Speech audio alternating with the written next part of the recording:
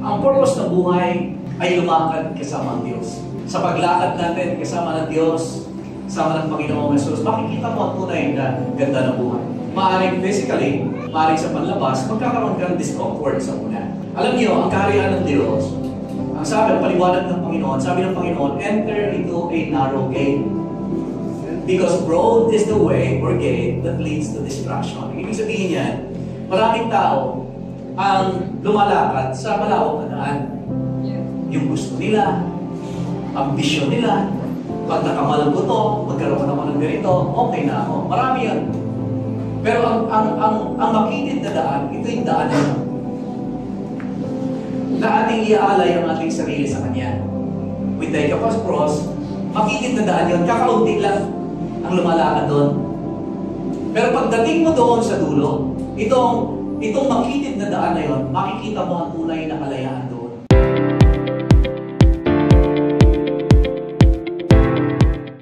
I want to talk to you today about life is not about possession, but about purpose. That is one of the many things that people has misunderstood. Mark chapter 8, babasahin ko naman ito sa mabuting balita.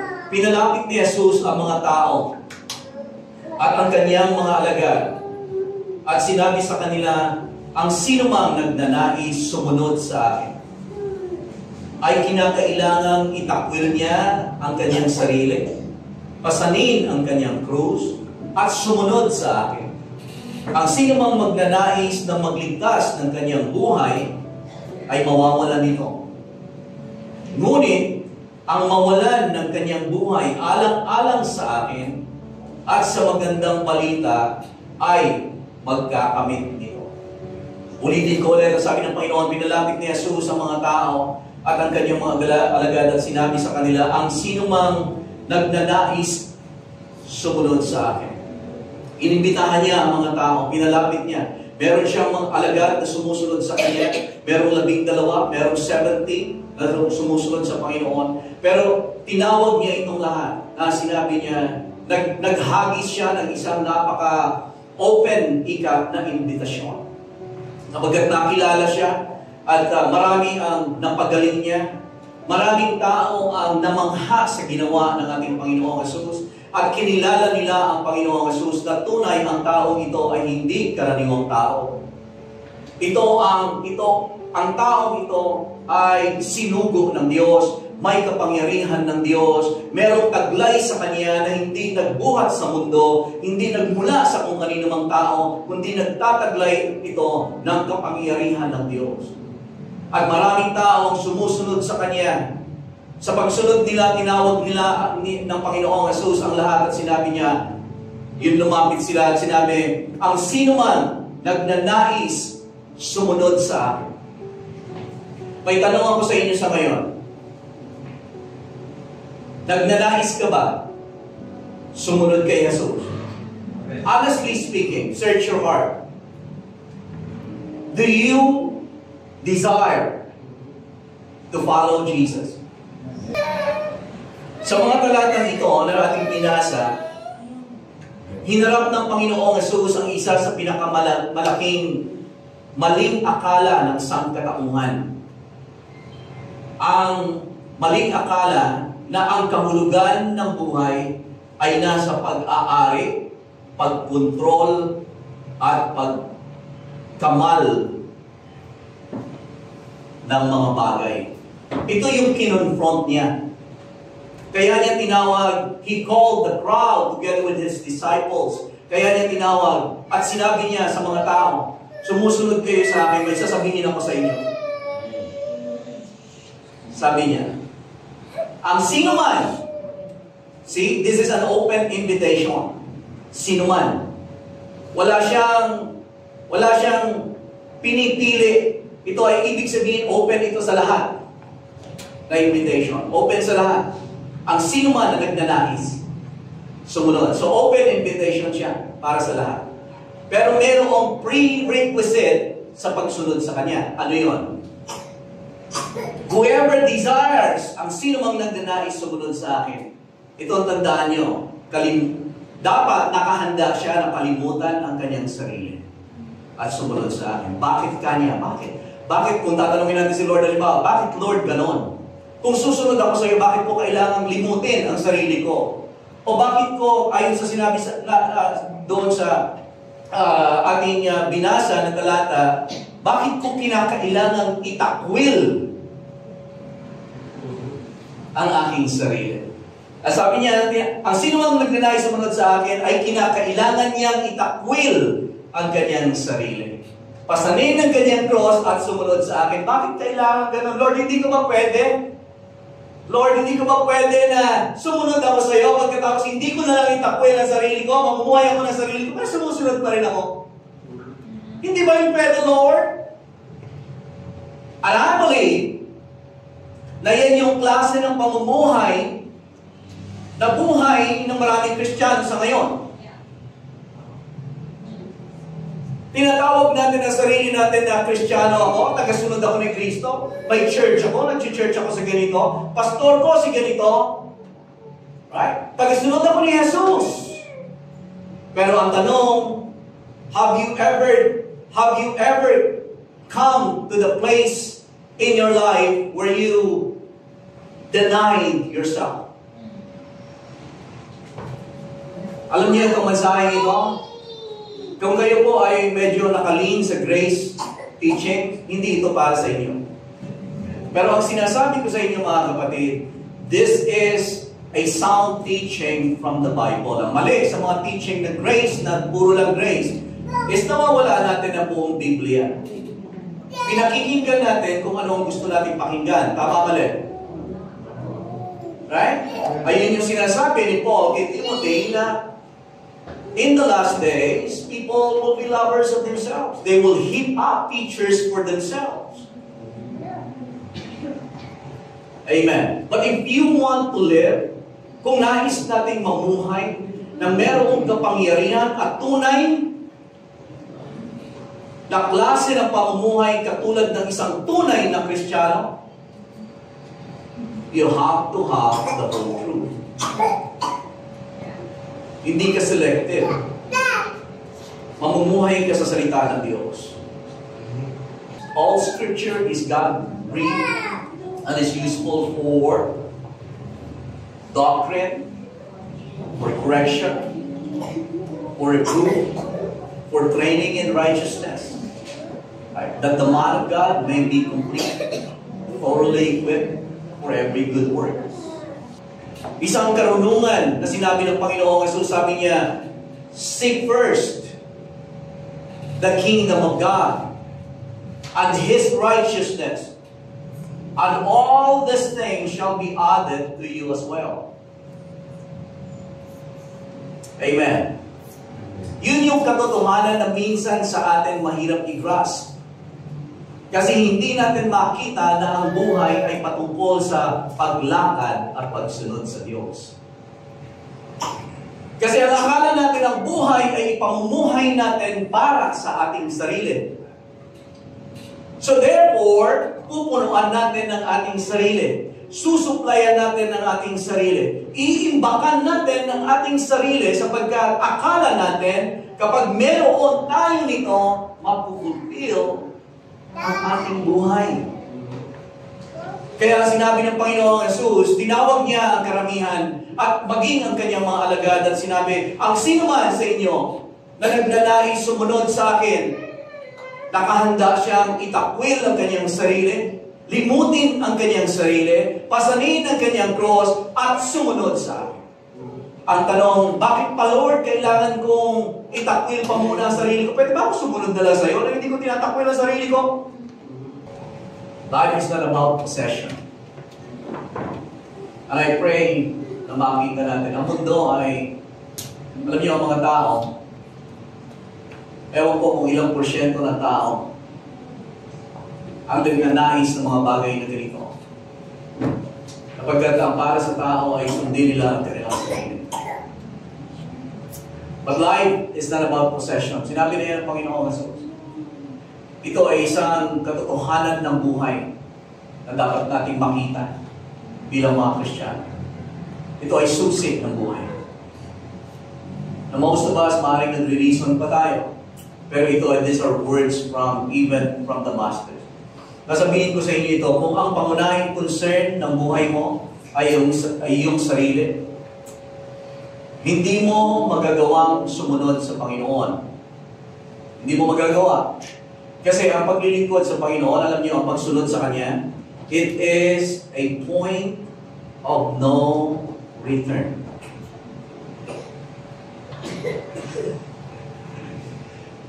Hallelujah. Ang pagsunod sa Panginoon, point of no return yan. Sabi ng Panginoon sa Luke chapter 6, ang sino man na maglagay ng kanyang kamay doon sa pang-araro, whoever puts his hand on the plow and look back is not worthy or fit for the kingdom of God.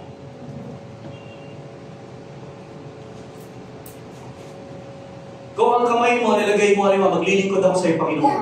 Handa ako. Pero teka, Lord. Provide ko muna yung pamilya. Kaya sa ngayon, ang Kristiyano, parang tila walang kapangyarihan. Kasi we're being, tayo ay, imbis na tayo yung babaliktad ng sanlibutan, ang church ang binabaliktad ng sanlibutan. Na imbis yung paniniwala ng mundo, babalik rin natin, hindi yan ang paniniwala ng salita ng Diyos. Ngunit tayo ay binabaliktad ng mundo. Ang church ngayon, kala mo, ang pag-iisip ay parang makamundo na pag-iisip. Sa halip na dapat tayo ang bumabaliktad sa mundo. Kung ang pangunahing concern ng buhay mo ay yung sarili, hindi mo magagawa sumunod sa Panginoon. Kasi sinabi na yan ng Panginoon, for you cannot serve two masters. Hindi mo magagawa ang maglingkod ng dalawa. Either you will hate the one or love the other, or either you will love the one and hate the other. Sa kingdom ng Diyos, merong tinatawag na paradox ng buhay. Paradox yun yung parang tila sa umpisa, akala mo magkasalungat ng mga katotohanan. Pero pag pinag-aralan mo, yun pala, magbibigay siya sa iyo ng karunungan. Paradox ng buhay. Ano ba, katulad yan, ang paradox ng buhay. Parang isa sa mga paradox ng buhay ay yung you find life by giving it away. Yun yung paradox ng buhay. Akala mo, mahirap siyang intindihin. Paano mo makukuha? Paano ka magkakaroon ng buhay kapag binigay mo? But that is the paradox of the kingdom. Sa kaharian ng Diyos, iba. The way up is down. Isa sa mga paradox. Sa mundo, kung gusto mo maging mataas, kung gusto mo magkamal, at gusto mong kilalanin, tumakbo ka. Una, barangay captain. Magkagawad na muna. Tapos barangay captain. Tapos mag-mayor ka. Tapos pagkasok mag-mayor, sige, saan pa? Kung kaya mo na, sige. Kaya mo na, siguro maging congressman ka. Or senador. Yun, mas malaki kita. Yun yung paradox ng buhay. Kung gusto mong kilalanin, kumuha ka ng degree. Pero sabi ng Panginoon, ang sino man nagnanais sa inyo na maging dakila, ay dapat siyang maging tagapaglingkod. See, in the kingdom of God, greatness is in serving. Sa mundo, if you want to be great, get the title. Amen. Sa mundo, kung gusto mo na maging ng kadakilaan, greatness, you pursue the throne. Trono. Kay Jesus, if you want to be great, look for a towel service. See? At sa atin, sa mundong ginagalawa natin, weird yan siya. Minsan pa nga sa atin, hindi po ba? Kahit na tayong mga Kristiyano, hindi natin maunawaan ito. Ang paraan para makamtan mo ang tunay na buhay is to lose it. Whoever desire. Ganun pa din, kaya siya isang standing invitation. Sasabihin ko sa inyo ito mga kapatid, yan pa din ang invitation ni Lord sa ngayon. Yan pa rin. Hindi niyo mababago. Standing invitation pa rin yan. At invitation pa rin yan ni Lord para sa lahat. Yung tunay na purpose ng buhay mo, ito yun. Standing invitation. Sabi ng Panginoon, sumunod ka sa akin. Pero bago ka sumunod, sabi niya, whoever desire to come after me, let him deny himself. Take up his cross and follow me. For whoever desires to save his life will lose it. So, ganun pala. Kung gusto mong makuha ang tunay na kahulugan ng buhay, kailangan mo itong ibigay. Kailangan mo siyang ialay. Kailangan mo siyang parang binhi na itatanim. Hindi mo isi-save.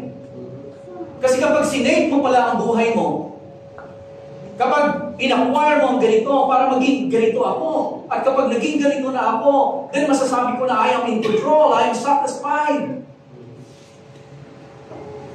Hindi ganon.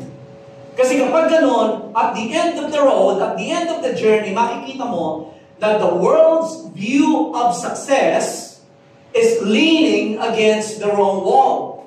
Ang purpose ng buhay, sabi ng Panginoon, whoever desires to come after me, let him deny himself, take up his cross, and follow me. For whoever desires to save his life will lose it.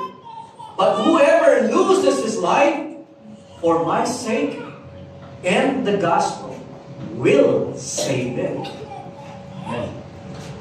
Hallelujah. At sinabi pa, alam niyo yun, kung sa Amplified, kung titignan ninyo yun, whoever loses his lower life, itong buhay na ito, tawag ng Bible dyan sa atin, sa Amplified, lower life. This is a lower life.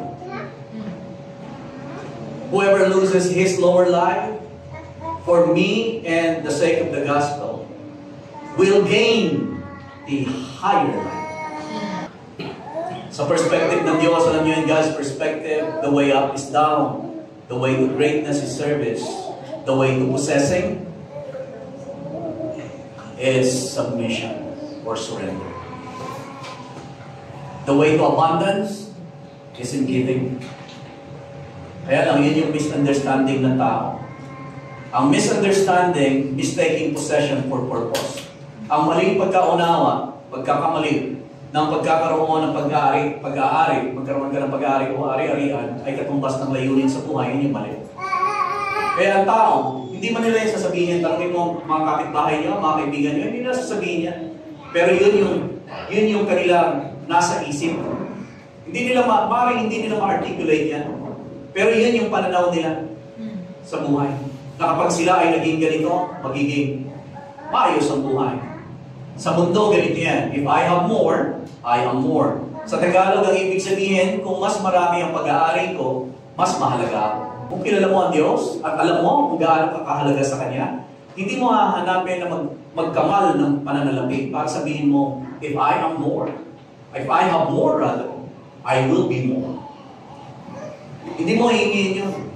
Kung alam mo, narating mo ang purpose na ito, nakita mo ito, magiging satisfied ka kahit wala kang napag-aralan.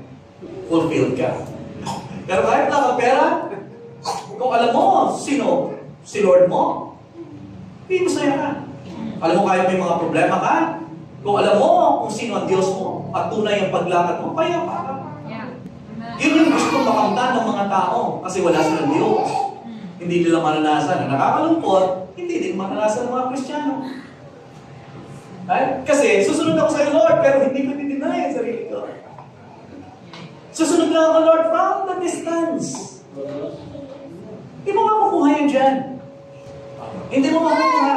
Ang kapayapaan, ang tunay na kagalakan, kapayapaan at kasaganaan sa kaharian ng Diyos, hindi mo makukuha sa ganyan. Ang prinsipyo sa kaharian ay seek first the kingdom of God. Seek ano? Seek first, to be second. Seek first. The kingdom of God will not work if it is not first place. Kaya sinabi ni Lord, Whoever desire to come after me, let him deny himself, take up his cross daily and follow me. Kasi, first place. Yeah. Pag-aralan natin, tingnan natin ng konti, ano yung cross? Ang sabi ni Lord, ang lahat ng paniniwala ng sanlibutan, ungkag ang tawag. Ungkag siya. Ang lahat ng ino-offer ng mundo, wala siyang batayan na katotohanan. Puro kasinungalingan. Ang kasinungalingan ay walang pundasyon. Ungkag siya. Ibig sabihin, walang laman. Whereas, ang katotohanan na walang iba kundi ang salita ng Diyos, malayo man, hindi mo siya mahawakan ngayon, hindi mo siya makita ngayon, subalit patutunayan ang salita ng Diyos, pagdating ng panahon, masasabi mo, totoo ka, Lord! Yeah. Yan yung challenge sa kapanahonan natin. Gusto natin ng may nakikita, gusto natin may nahahawakan, gusto natin may nafe-feel. Amen. Ang katotohanan hindi ganyan. You have to have faith in the Word. True fulfillment is not found in ownership. Ang tunay na kasiyahan, na nais kong mag-communicate sa atin, ang tunay na kasiyahan ay hindi sa pag-aari, pagkakaroon, kundi sa pagsunod at pag-a-align ng ating buhay sa layunin ng Diyos. Doon mo makakamta ng tunay na buhay. The goal of life is to give, to live for the one who gave you life in the first place. What is the cross? The cross is the true measure of purpose. Ang talagang sukatan ng purpose, panuka yung cross. O, ang ibig sabihin niya, ano ang cross? Pasisimplihin ko. Kasi sabi ng Panginoon, di ba? Sabi ng Panginoon, take up His cross and follow me. So sabi niya, maliban, napasanin ninyo ang inyong cross at sumunod kayo sa akin. You're not worthy of me. Hindi kayo dapat sumunod, hindi nyo kakayanin. At hindi nyo mararanasan ng tunay na kaganapan ng lahat ng benefits sa kaharian ng Diyos. Hindi nyo mararanasan.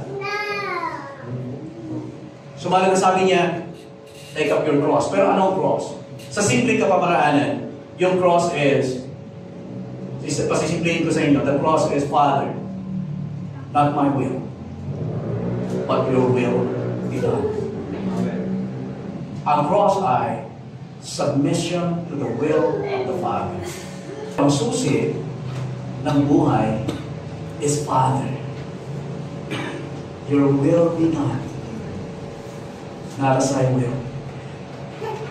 Nilalagay ko, Panginoon, ang aking agenda, ang aking plano sa buhay, ang aking ambisyon, ang aking mga gusto. At narito, Panginoon, honestly, wala akong hangad sa buhay. Kundi ito pa rin ang kalooban mo sa buhay ko. Hindi ka hahangalan ng Panginoon ng lahat-lahat. Ang unang gagawin sa iyo ng Panginoon is you take it one step at a time. Magtiwala ka. Ang purpose ng buhay ay lumakad kasama ang Diyos. Sa paglakad natin kasama ng Diyos, kasama ng Panginoong Jesus, makikita mo ang tunay na ganda ng buhay. Maaring physically, maaring sa panlabas, magkakaroon ka ng discomfort sa una. Alam niyo, ang kaharian ng Diyos, ang sabi, ang paliwanag ng Panginoon, sabi ng Panginoon, enter into a narrow gate. Because broad is the way or gate that leads to destruction. Ibig sabihin yan, maraming tao ang lumalakad sa malawak na daan. Yung gusto nila, ambisyon nila, pag nakamalan ko to, magkaroon ako ng ganito, okay na ako. Marami yan. Pero ang makitid na daan, ito yung daan na ating iaalay ang ating sarili sa Kanya. We take up His cross, makitid na daan yun, kakaunti lang ang lumalakad doon. Pero pagdating mo doon sa dulo, itong makitid na daan na yun, makikita mo ang tunay na kalayaan doon sa dulo. Ang tawag doon, impasse. Makakatawid ka kapag natawiran mo na sa pamagitan ng inyo, ng ating patience, faith and patience. Kapag nakatawid ka na doon, makikita mo ang isang buhay na dinescribe ni Lord na light and easy. Yun yung tunay na daan na sinabi niya. Ang life like easy, hindi mo makakamtan sa malaya akong gawin kung anong gusto kong gawin. Right? Yeah. I am the righteousness of God naman eh. Hindi yan ang kalayaan. Ang kalayaan na sinabi ni Lord, sabi niya, take my yoke upon you and learn from me. For I am lowly and gentle in heart, and you will find rest for your soul. For my yoke is easy, my burden is light. Ang tunay na buhay na gustong ialay ng Panginoon sa atin, alam niyo kung ano? A life that is light and easy. Yes. Pero bago ka dito sa light and easy, bago mo maranasan ito, you have to enter into a narrow gate where you will trust in the Lord with all of your heart, and you will not lean on your own understanding. In all of your ways, you will acknowledge Him. And then you will have the patience of God. Kahit na minsan sumisigaw sa iyo yung mga ganito, sasabihin ng mundo at kaaway sa iyo, sasabihin ng kaaway sa iyo, bumalik ka na. Mangyayari, tagal mo na dyan. Ganun pa rin. Huwag na, balik ka na lang. Gawin mo naman ginagawa mo dati. Right? But you steady. Ang tingin mo ay nandoon. Amen? Sa biyaya ng Diyos, tinutulungan ka, Father. Not my will, but your will be done. I consecrate my life to your will. Amen. At sasabihin ko sa iyo, paglagpas mo doon, makikita mo, tunay ang buhay na pinangako ng Diyos.